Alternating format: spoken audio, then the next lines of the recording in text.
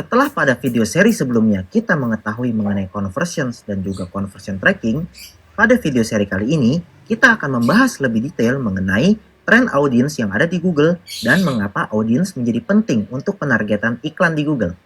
Masih ingatkah rekan-rekan dengan metode targeting yang ada di iklan Google? Sebelumnya, kita pernah membahas mengenai targeting berdasarkan kontekstual dan juga targeting berdasarkan audiens. Pada kali ini, saya akan membahas lebih detail mengenai targeting audience. Dikarenakan berdasarkan tren yang sedang berkembang, Google lebih mengarahkan targeting ke depannya untuk menargetkan audience. Dengan penargetan audience, kita bisa menargetkan message yang kita sampaikan secara lebih tepat kepada orang yang tepat berdasarkan profilingnya, di waktu yang tepat, dan juga di lokasi yang tepat. Bagaimana Google mengumpulkan audience?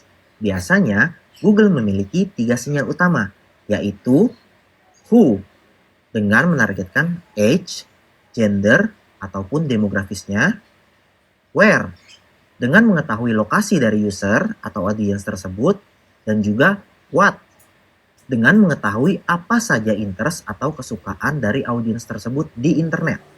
Sebagai contoh, ada audience yang dideteksi oleh Google bernama Rahmat. Dengan gambaran demografisnya, berumur 27 tahun, laki-laki, tinggal di Jakarta, dan memiliki penghasilan cukup tinggi per bulannya.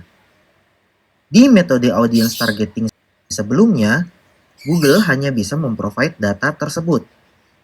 Tetapi, dengan teknologi audience terbaru dari Google, ternyata kita tidak hanya mengetahui profil secara umum dari si Rahmat.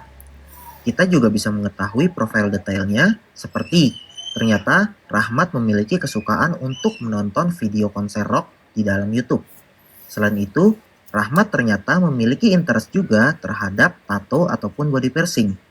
Semua hal itu bisa di-provide oleh Google berdasarkan sinyal-sinyal yang tadi saya sebutkan, yaitu 3 sinyal utama. Terus, pertanyaan selanjutnya adalah bagaimana caranya Google bisa mengetahui secara detail profiling audience yang ada di internet. Biasanya Google menggunakan teknologi yang disebut cookies.